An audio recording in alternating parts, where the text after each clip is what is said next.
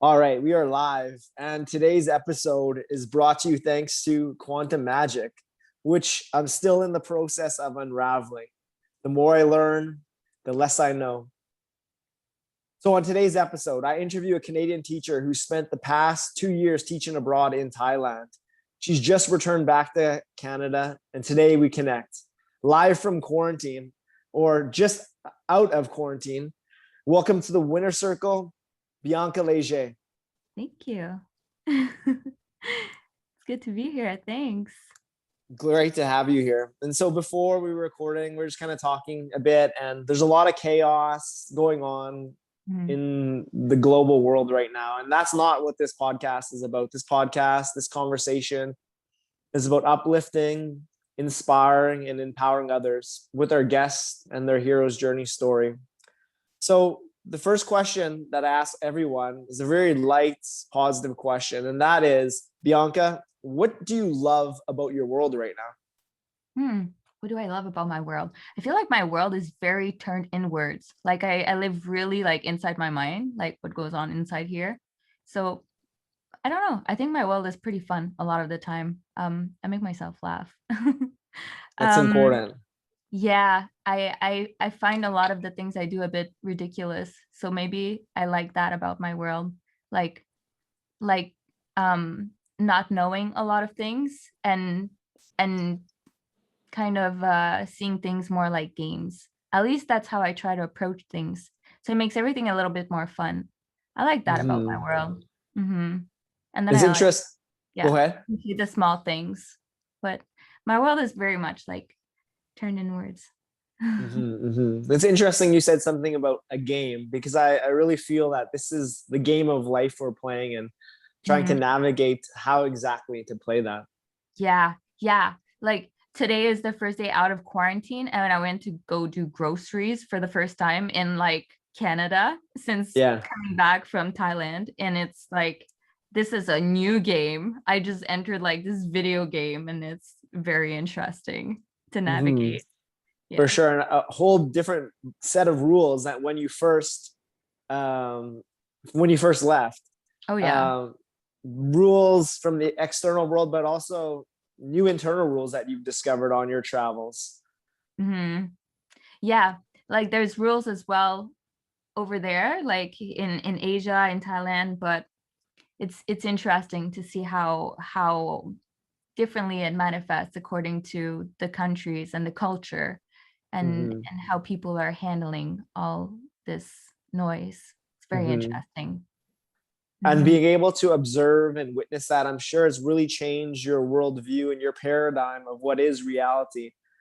And we'll get into that shortly. But this next question I'm going to ask you, I feel is a great question to familiarize listeners with who you are. And that is, what is your mission? All companies, all organizations have missions which act as their guiding light, their North Star, and what guides them. And we as individuals ought to be aware of ours, not only our mission in our professional selves, our personal selves, but our overarching mission that guides us in all that we do. So what is your personal mission right here, right now, that guides you in this reality we inhabit? I really love uplifting people, to be honest. Like trying to leave things a little bit better than when you find them. It makes me feel good. And well, my focus is on like doing what makes me happy first, but if I can uplift people as I just walk through life, that makes me feel quite nice as well. Like especially like as a teacher and being with my students and just helping them build their confidence and just trusting themselves and not criticizing them so much, just putting the focus on the good things, always trying to turn the focus on the good things. I mean, not avoiding the bad things, because that can lead to a lot of chaos as well. But I think I find a lot of purpose in uplifting people. Yeah. So what uplifts you personally? What are the things that uplift you? Sunshine. I do love sunshine and trees. Spending time in nature. music, like for the most part, dancing. That's very uplifting.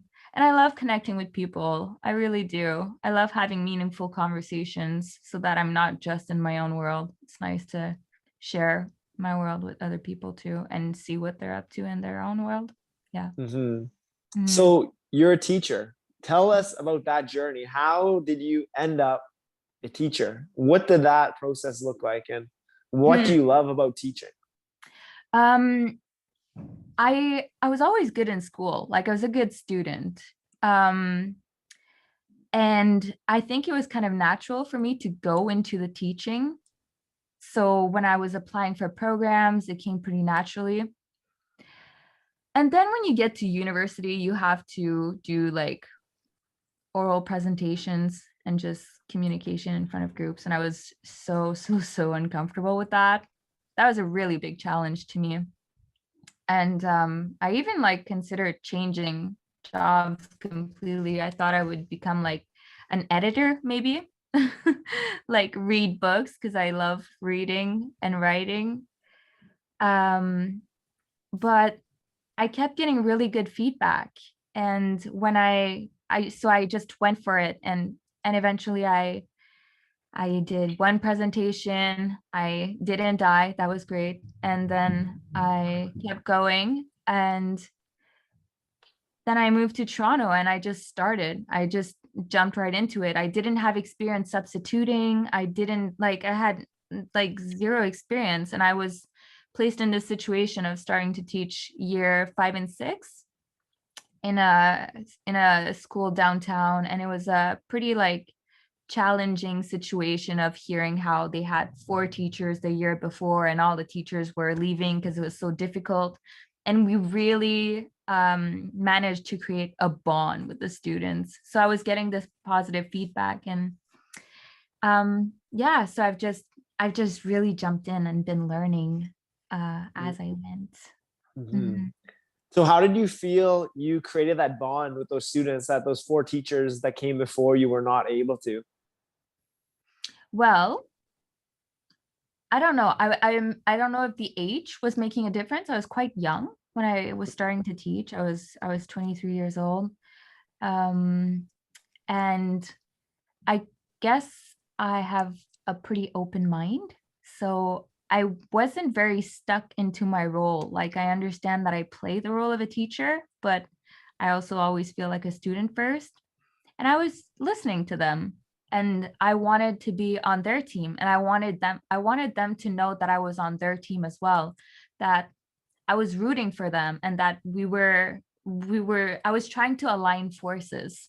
Like let's find a way to make our energy flow in the same direction together, not opposed.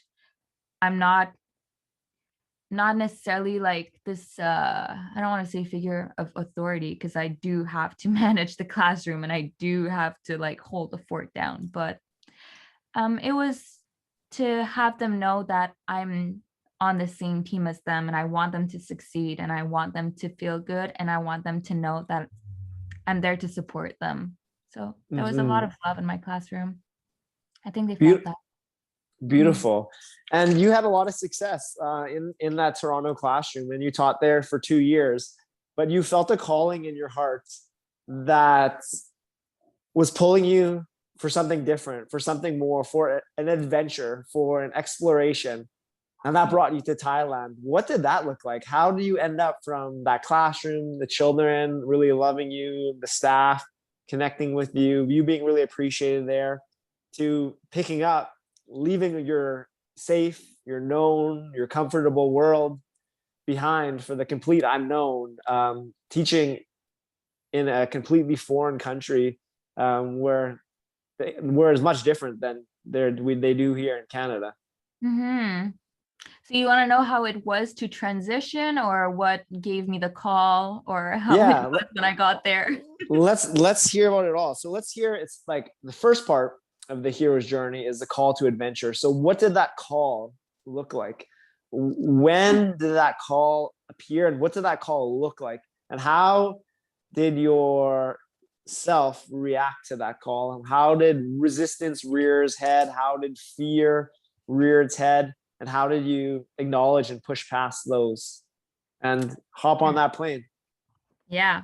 Well, it was kind of manifesting as like repetitive thoughts. Like I kept, when I was in high school, I wanted to live abroad. And when I was in university, I wanted to study abroad. And both of these occasions, something came up and it didn't happen. So it's like I always had this dream to just experience life abroad and see for myself that I can handle, just live an adventure and count on myself to figure things out as I go. And so I just kept thinking about it. After 2 years teaching in Toronto, I felt like I I was doing well and I wanted a new challenge. And it's not that I wanted things to be difficult. It's not like that. It's just that I think after a while where you feel like you've got what you could from the experience, it's like time for expansion. And I was feeling that need for expansion. So I was just thinking about it a lot, but it was not easy because um yeah, I was in a relationship, I was engaged, and I had to let go of a lot of things in order to go to Thailand and to start that journey. It was a lot of conflict in my mind at the time, actually, because I felt like I was going to ruin so many things if I actually answered that call. But also, it was so loud in my mind. Like I couldn't ignore it. I started applying and it was like obsessive. Like it kept repeating and repeating. So Mhm. eventually it came up very randomly where the I put my profile up on a website and the employer reached out to me and it sounded like the perfect thing I wanted. So I just went for it. Mhm. Yeah. How did you find that courage, and what did the resistance look like trying to hold you back in that relationship, hold you back in that job, hold you back with the familiar? How did you gather the courage to push past that? And what advice would you give to a similar person who are feeling a calling in their heart, and that calling is telling them to quit their job or move cities or end their relationship or do whatever that desire, but go to yoga teacher training, do like whatever that calling in the heart is, and they're hearing all those shoulds. I should do this. I should do this. The shoulds from parents, society, culture, media, when that must is just so loud, Mhm. screaming like it was to you. What would be your advice? So how did you gather the courage to move forward, and what advice would you give to someone at that crossroads of should and must? Wow. Um, I really make the distinction between the voice of love and the voice of fear. So when fear was coming up, I was using it as a compass. Like if I'm scared of that thing, it's because there's growth for me there in that space specifically. For example, I was terrified of public speaking before, and that was something I had to overcome as a teacher and keep. I mean, you were interacting with people. It's something you have to get over.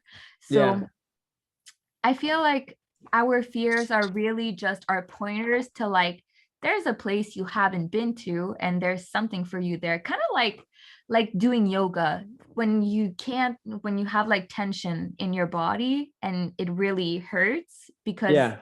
you can't move in that space. And so you have to actually stretch that specific area in order to release the trauma from there. So it's kind of like that with fear, it seems. It's like that's a direction that might bring a feeling of expansion, and there's like liberation on the other side because you prove to yourself that, oh, you survive and you come out stronger, or you grew, or you learn something from it.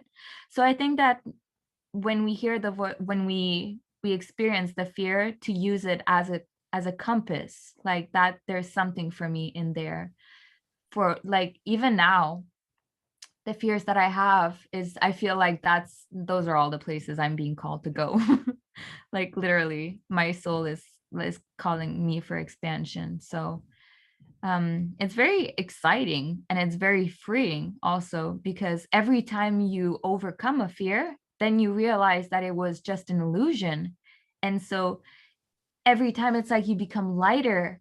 The same thing like with the stretches, it's like a density in your body, it's like a darkness there, so if you stretch it, then you become lighter and you expand, so it's very freeing.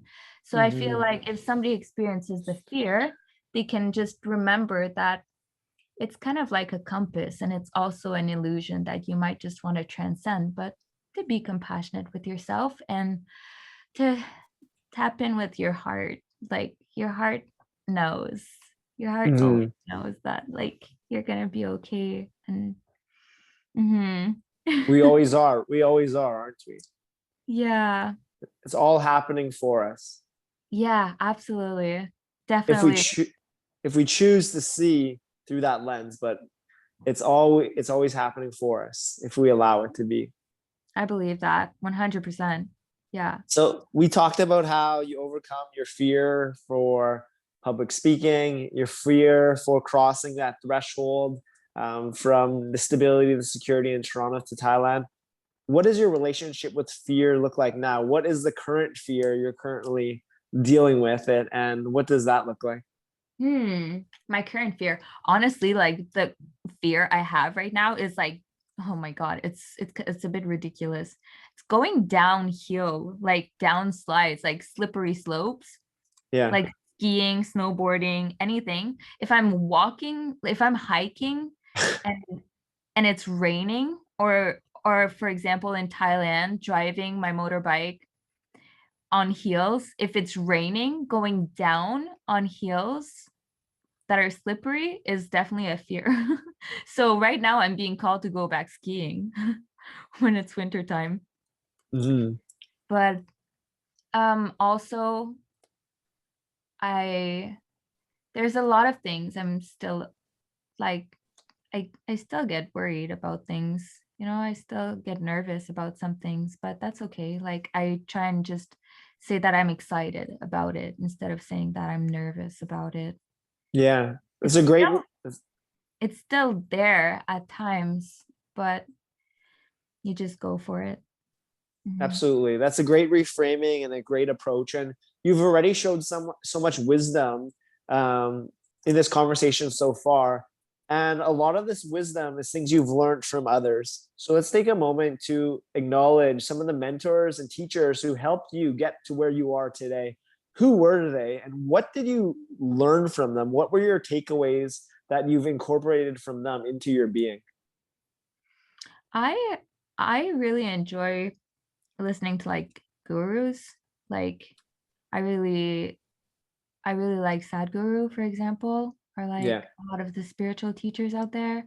I was listening to, I mean, I read Eckhart Tolle's books, and um, there's, I look up to people like Liz Gilbert as well. And there's a lot of people that hold a lot of wisdom, but I also learn a lot through my experience. So I kind of like gather data as I go, and then hearing some of those wise people is putting words on the experiences we all have sometimes.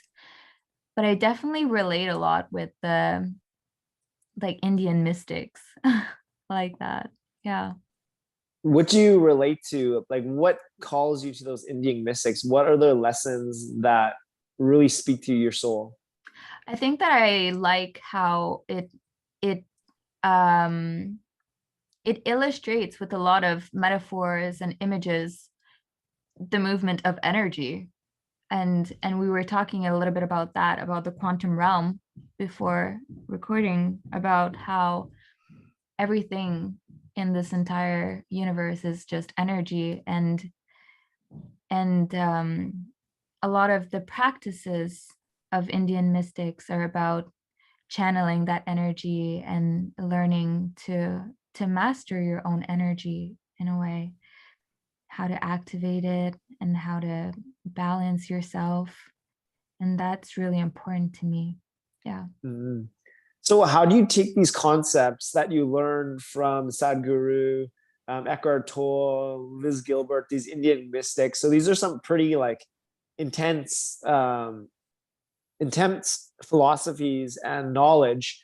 How do you take those knowings and teach them to the children you work with and Um, translate it to their level? well, because I was working in an elementary school, I Yeah. have to deliver a curriculum that's quite specific. But I think that the students and everybody learns a lot more from what they see than from what they hear. So for me in the classroom, it's important that I always stay calm. And that's something that I would often hear is like my classroom would often get chaotic. Like students would be throwing things, breaking things. It was that style when I got there. And I just started meditating a lot at home and cultivating a place inside of me that feels calm and quiet. So then learning to apply that and staying calm in different situations, even when it's pretty chaotic around. So I think I apply it in subtle ways like that.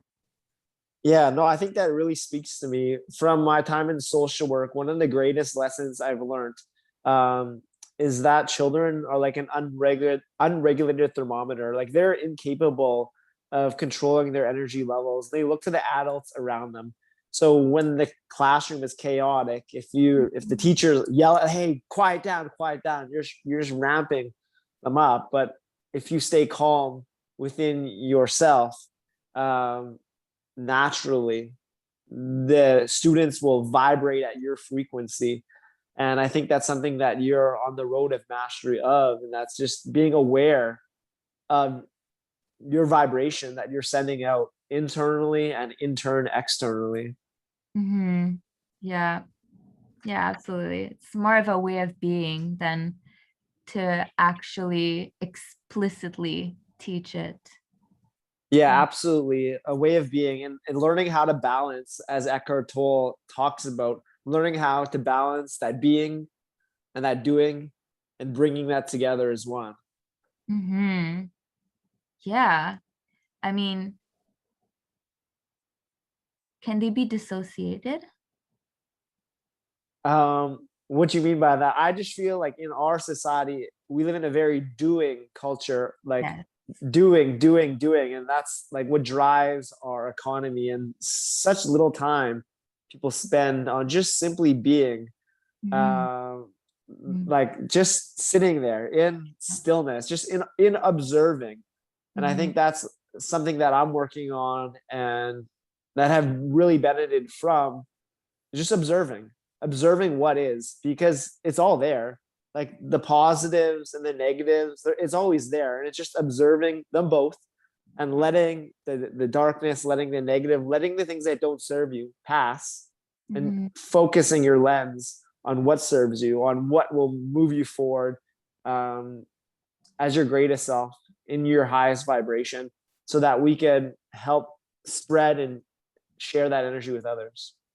Yeah, absolutely. It's so true. It's been such a profound uh learning, and it seems like we're just practicing that now, especially with the quarantining and being with ourselves and spending so much time at home over the past like 2 years for everybody, just Yeah. learning how to be, especially when so many people lost their jobs and you have all this time and then you're wondering what to do with this time.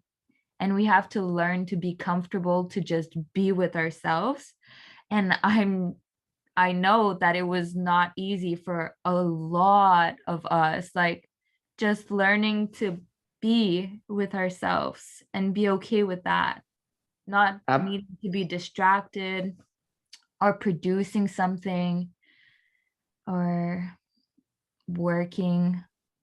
Mm-hmm. And filling the time up with whatever that may be, with Netflix, with podcasts, always consuming.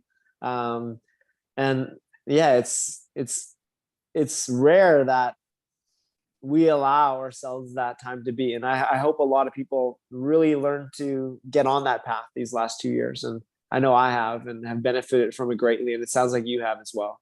We're learning. Yes, I'm definitely That's what, learning. absolutely, that's what it's about. And we get to learn. Yes. What an Yeah, opportunity, what a blessing. absolutely. It's so true. So let's take it back to Thailand. Let's talk about the challenges you faced transitioning from teaching in Canada, living in Canada, having very first world amenities, to being in Thailand, and where it's very different. So what was that culture transition? What did that look like? And what were the various challenges that came up? And how did you navigate those? Not Hmm. only with your teaching, but personally as well. Hmm. Well, hmm. The transition work-wise was quite easy, to be honest. Uh-huh. I was working a lot more and a lot harder in Canada. It was a lot more fast-paced. When I got to Thailand, it was a beautiful international school, and like, I'm gonna be honest, it was a lot easier. It was way less demanding. The challenge and the culture was completely different. I was then, riding a motorbike, and that was a lot of fun. And it's very different. And but I wasn't very shocked. I adjusted quite well, actually. I my challenges were a bit different. Yeah, because I had other things going on in my life simultaneously. So in a sense, having the work portion of my life be a little gentler on me allowed me to put my focus on the other things that were calling for my attention. And what are those other things? Um, so when I guess it was related to connection to other people, um, some crazy love stories, and some stories of loss, and how you recover from that. Yeah. hmm So what Yeah. did you learn from those experiences? Well, for anybody who's gone through a grieving process or losing somebody very important to them, you learn to hold yourself through a lot of emotion. So when I went to Thailand the first time, and I had let go of all the comfort of being in a stable relationship. And then I was on my own, and I adjusted quite well.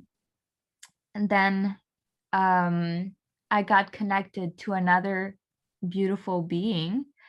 And then there's been a portion of my life that kind of turned quite dark because there were things calling for my attention.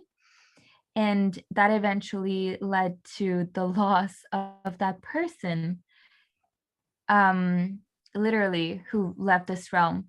And so it was this crazy story of going to Thailand, leaving Thailand, being in Toronto for a little period of time, experiencing a lot of dramatic stuff, and then going back to Thailand, but having just experienced the loss of that person who left our realm. Uh-huh. And so the second time I went back to Thailand, and that happened in a quite short period of time, I was holding myself through a lot of emotion. I was grieving. I was um I was learning a lot about how to cultivate compassion for myself. and how to look after my own needs and how to process emotion. Quite literally, I learned a lot about emotion over the last years. Mm-hmm. And how to allow that flow to move through the body. Mm-hmm. So, what were your key learnings about emotion and compassion that you feel called to share with me and the listeners? Mm. Well, I think that one thing that is just really basic and we need to understand is that emotion is just energy in motion and it just needs to pass through the body, quite literally. Like, we don't need to be judging the emotions that we have.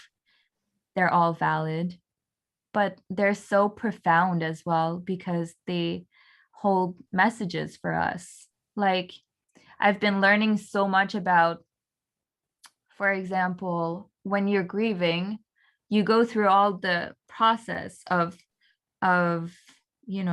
anger, regret, resentment, and different things, and then you have to learn how to forgive, and those are all things that you really have to experience and then let go and keep letting go every time that it goes through you so that it moves.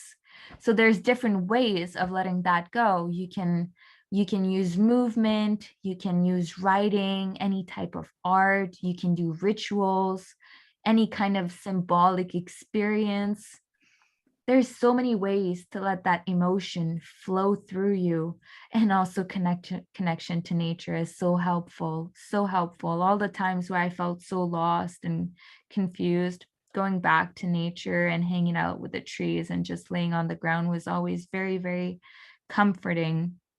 So that's definitely something about emotion, but it runs so much deeper because every time we have an emotion, it can teach us about maybe something we're still holding within that hasn't been addressed yet. Kind of like the image I was bringing up earlier about when we're doing yoga or stretches and we have a density in our body or a knot somewhere, a tension.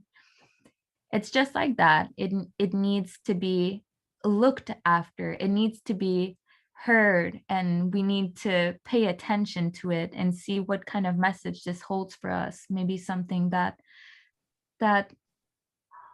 is just calling for attention for us to understand. Mhm. Mm-hmm.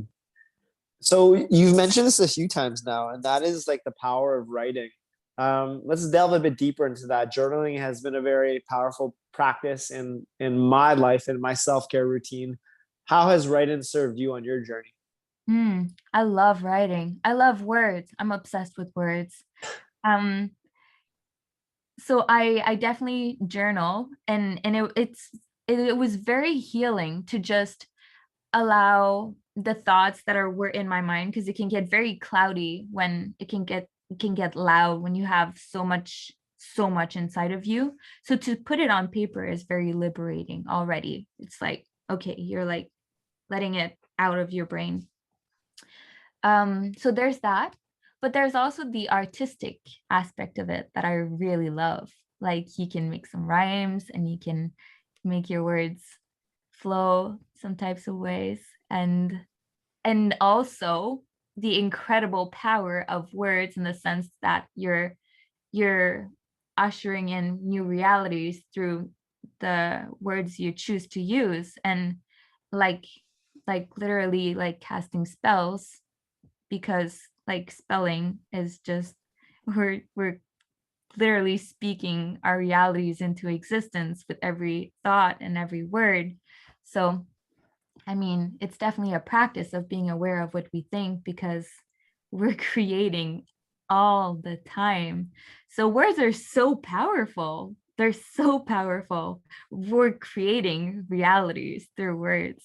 We're giving Absolutely. meaning to things. Abracadabra, with our words, we manifest. Hmm.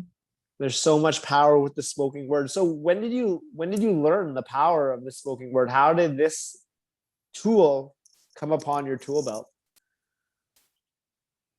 Um, hmm. When did it come to me? Well, I always loved reading as a child.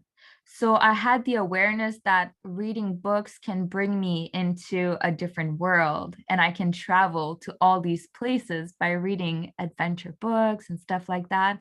So there's already that's pretty cool. I feel like I've been through to so many places just by reading. So that's pretty powerful. So Yeah. there's that awareness, like kids know that as well. You read a book and you're traveling through the book. So words hold that power. But to actually be very aware of just how powerful our words are, that that's been I think that awareness and that power has been maybe expanding as I realize just how our minds really create our reality. And when we understand and we know that to be true, that our minds create our reality, then we really start paying attention to our words. So for somebody who hasn't yet had that awareness that like the words you're choosing are literally creating your existence. You can choose to see this way or that way. Yeah. Then it might be a little less empowering. But if you know that your words are creating your reality, then there's that responsibility that comes with it, and there's Mm, that power. I Mhm. agree. So for someone new to journaling that doesn't have any experience, where would you advise them to start? Where's a good place to start? If one believes they buy into what you're saying, they want to get started, how can one begin to explore the power of their word? I'm gonna say something that maybe is it's like a popular thing because I feel like so many people talk about Julia Cameron's work um, with the artist's way, which Yeah. is I did the workbook just last year, but the automatic writing is so enlightening because it just shows you what's inside your brain. So if you can just like not judge yourself and just allow yourself to just let your hand write whatever comes to mind on a piece of paper, whatever you're thinking about. Like, I ate this for lunch. No, no, no, my cat's doing this. And oh, I wish I didn't have to do that. And whatever kind of noise is going on inside your mind, just like put it on paper, and eventually you start gaining awareness of what's going on in your inner world. And as you gain awareness, you can start crafting it a lot more, and then you can work with affirmations eventually and become more and more of a conscious creator. It goes in gradual steps, I suppose, but I would definitely start with the automatic writing. Just write what is on your mind. Just let it, Mhm. just write it. Yeah, no, I agree with that as well. Like I started this year with a 40-day challenge of stream of consciousness journaling in the morning, where you just write for 3 pages. Just do not take your pen off that paper, and if you don't know what to write, like I don't know what to write, and it's Yeah. almost like a brain dump in the morning. Like whatever is like stuck in there, Mhm. you're vomiting off on the page, and you're just a lot more clear. And I've done that a few times. I've had a few times where I've journaled regularly, stream of consciousness every morning, and the benefits have been exponential. Yeah. Um, I also really like what you said about affirmations. One of my favorite books is The Complete Works by Florence Scovel Shinn, and it's a collection of 4 books. The Game of Life, How to Play It, and another one in there is The Power of the Spoken Word, which is all about affirmations. That book really opened my eyes on the power of affirmations. So, what role do affirmations play in your life, and what affirmations are you working with, if so, right now? My affirmations kind of change all the time according to what I Yeah. need to manifest. So like if I'm if I'm feeling unstable about something, or if I'm feeling nervous about a situation, I'm just gonna affirm that I am calm, I am stable, I am centered within myself, and I trust that everything is unfolding as it's meant to be. And that brings a sense of calmness to my being because I just spoke this into existence. Yeah. So it really depends on context. If I'm terrified about something, I'm just going to keep adjusting. I'm going to keep adjusting according to what I wish to manifest. If I'm working on my confidence, I will affirm I am confident with this thing, with that thing, whatever it is that I'm working on. So I think it really has to be tailored to the person. And that's the beauty of the words. Again, it's like you get to choose. We get to create. We get to Mhm. create what that is. So Yeah. beautifully said, and it's been really exciting hearing about some of your self-care tools, the journaling, the affirmation. What are some of your other essential foundational self-care tools that have helped you on your path and your Hmm. in your healing? Well, I've been learning some new ones lately, like in the last year Yeah. or 2 years since quarantine started and spending all this time by myself and especially cultivating more energy within myself because I've been spending a lot of time um, in my own sphere. um, I had to learn to manage my energy because it would get very uncomfortable. And I realized that if I wasn't expressing in any way, I was going a little I was getting unstable. And I had to learn to manage that.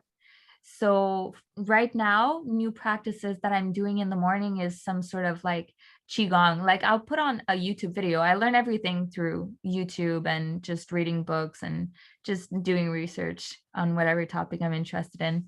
So I do 20 minutes of qigong in the morning right now, and then I'll do some yoga. And that really balances the energy in my body.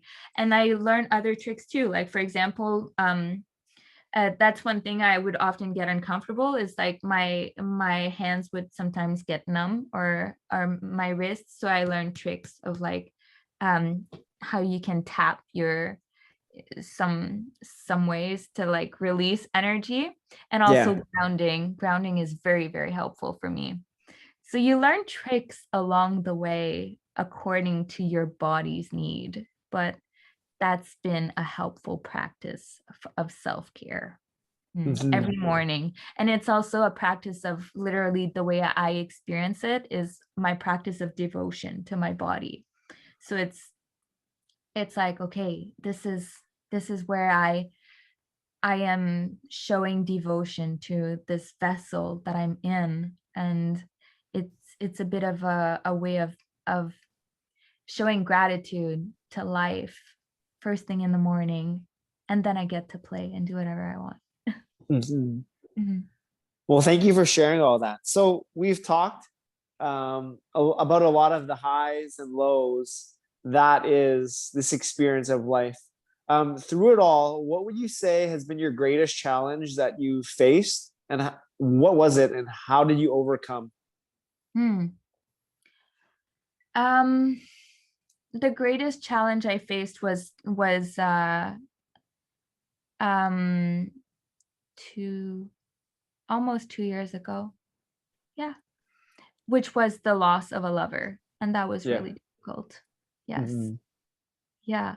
And then and then learning how to hold myself and Mhm. all the process that follows. Also, overcoming addiction is definitely a thing. Mhm. There's been a lot. Mhm. So let's talk about that addiction. Was it your addiction that you overcame? Mhm. Yeah. Would you like to talk about that?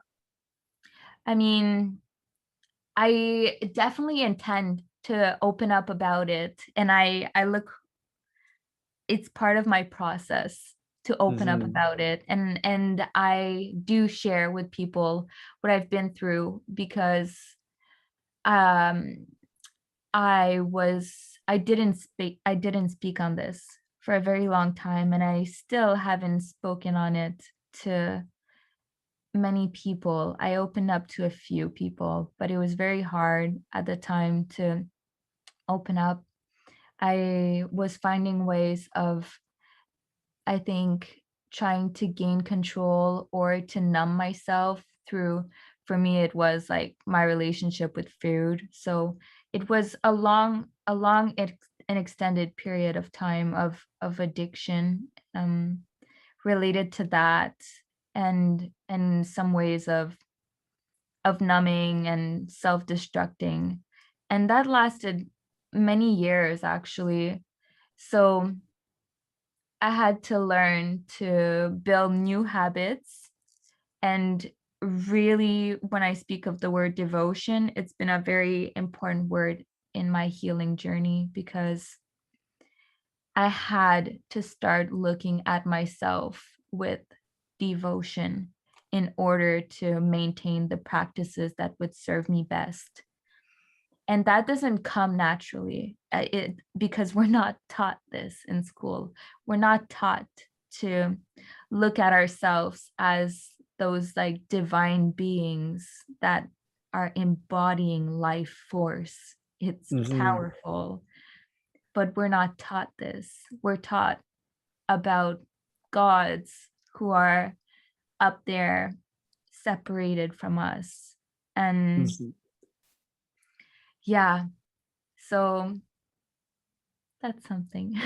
Yeah, well, no, I very much appreciate your vulnerability and your sharing of that. And from one of my teachers, Dr. Gabor Mate, he's really opened my eye about addiction. And so often we see addiction as like drugs, but many of us are addicted and addicts in some way. And it doesn't have to be drugs or alcohol. It could be things like you said, like food, Yeah. social media, validation. You could be addicted to Netflix, shopping, exercise. A lot of people are addicted to that, to Mhm. working.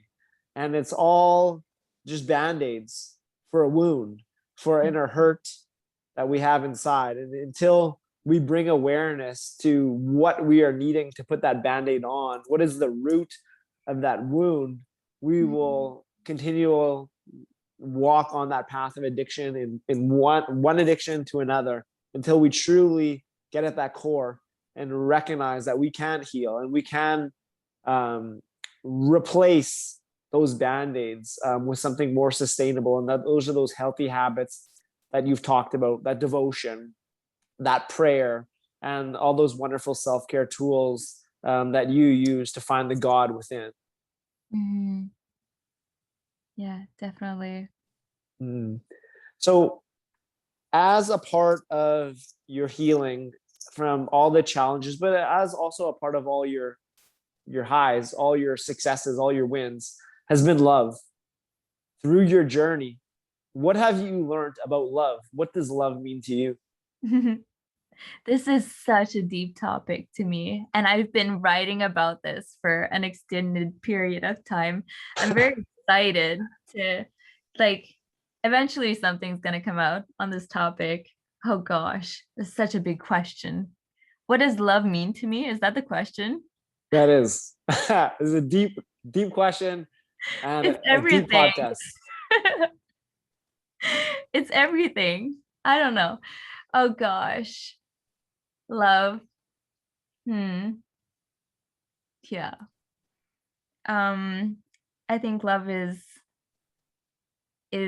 like, it's like the binder. It's what brings everything together. It's what we are ultimately. I Mhm. think it's everything. Yeah. It's Thank you. yeah. Maybe it's a way of life also. It's a way of expressing. It's a choice. It's a choice. Definitely. Beautiful.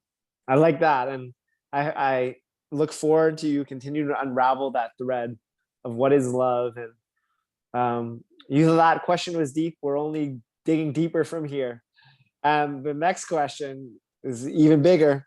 And that is, through it all, through this journey of life, Bianca, what has been your biggest aha, your biggest takeaway, your biggest life lesson that you feel called to share with us right now?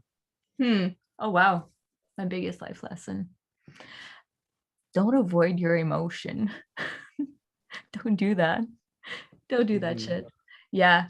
I avoided my emotion for a really long time. I thought that negative emotion was not good. And that led to a lot of issues, like numbing strategies. And a lot of people still do that, especially people who hold trauma. It's so hard to face. And it's been a very, very big lesson for me that you have to face it if you want to liberate yourself from it. I think that's been my biggest lesson so far, is that the darkness is not to be avoided. It's a part of our experience. And it has Mhm. so many lessons for us. And it's not something to resist. It's something to surrender to. Surrender. Surrender is the biggest lesson. Oh my God. Yes. Talk to me more about surrender. Hmm. Anybody who's been fighting themselves knows about surrender. So I think that most addicts learn about surrender. Mhm. Mhm. Because, like you said, we get addicted to all sorts of things to in our daily lives, can be very small things, because we're avoiding something within ourselves that we don't want to feel. Maybe we can't be with ourselves, so we need to be distracted all the time because there's something that's just so achy inside. And you have to Mhm. be brave enough to sit in the discomfort and to feel it, and you have to breathe through it and surrender to whatever you've been resisting all along. Mhm. Surrender. Mhm. Mhm. Well, as and it and also not fighting with life, like what is happening, to just accept it as it is also eases things a lot more. Mhm. Mhm. So, as a teacher, as the natural helper that you are, how do you instill this wisdom? How do you teach these lessons about surrender to your students? Not only child students, but just your friends, your family, all those that you love. How do you exemplify these lessons in your being? Hmm. Well, I don't try and change them. Mhm. It's important. Yeah, It I doesn't never work. try to change my students ever. That's one thing. I don't care for it. I'm not pressuring them. I'm not interested in having them be different for me or performing for to impress. I just am accepting them as they are. And that allows for a lot of space for change, actually. Surprisingly, it's such a paradox, and it's such a beautiful thing of when you stop trying to change something is when it actually changes. Mm, Mhm. Who taught you that lesson? Who was the teacher that experience. experiences Experience. a valuable teacher? Yes. Mhm. So, what advice would you give to a fellow teacher, fellows helper on how to best be of service? To give a lot of love to the people, to love them as they are, Mhm. not trying to Beautiful, make them. beautiful.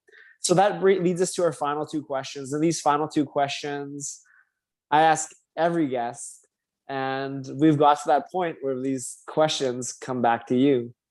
So the first question, in 3 words, how would you describe the experience you were having on this earth? Fun, fascinating, and strange. Fun, fascinating, and strange. It's quite the reality. Yeah. Sounds wonderful. The final question. I truly believe we are all magicians. We've played with time, we've explored your past. I'm going to fast forward us into the future. And we're going to play around there for a little bit. We're going to explore and we're going to take a look at what is to come. I'm going to bring us alongside an 85-year-old Bianca Léger. Who is that 85-year-old Bianca? Where are you? What are you doing? Who you surrounded yourself by, with? And what is the legacy that you've left in your time on this planet? There's one question in Julia Cameron's workbook where she asked us to think about our older version of self like that, and to describe that older version of self. And the two words that came up to mind when I answered that question was that my older version of self is both wilder and wiser than I am. She's the two. So she's liberated from a lot of the limits that I still impose on myself. Some limiting beliefs that still exist, and she's gotten over that. But she's also wise. So there's that. What kind of legacy does she leave? I think it has a lot to do with love again, just being loving of people. Did I answer the question? You're on the path. Where are you, and who are you surrounded by? I'm surrounded by people that I love, and that are accepting of me as I am. And I don't know. I'm somewhere where there's nature. There has to be some green. There has to be some plants and trees and flowers. I don't really know who's there. I feel like maybe I haven't met all the people that are meant to be in my life yet. But I mean, obviously my family is super important to me, and I have many friends that I love, but I think that there's so many strangers that I have yet to meet, and I can't really tell. I feel like it's maybe too grand to know yet. And as we're still with that woman, look into her heart, that 85-year-old Bianca Léger's heart. How does she feel? Free. Beautiful. So let's just stay with her for one last moment. Feeling free, feeling full of love, wilder, wiser, liberated, limitless, surrounded by those you love, for you exactly as you are. Just feel what that feels like to be her, so free.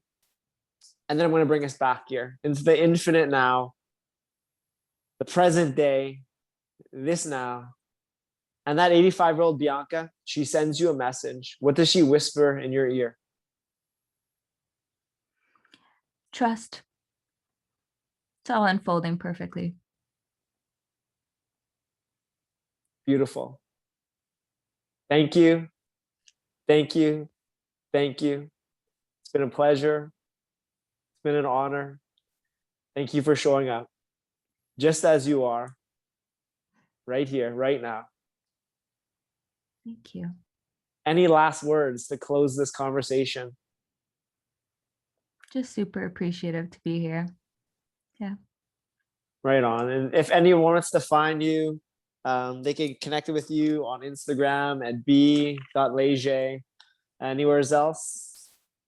No, that's it right now. That's it right now. Well, that is perfect. And we close all our conversations by bringing our fist in to the winner circle. A choice that we could all make. Boom. To freedom, to liberty, we are limitless. Sweet. Thank you so much. Thank you.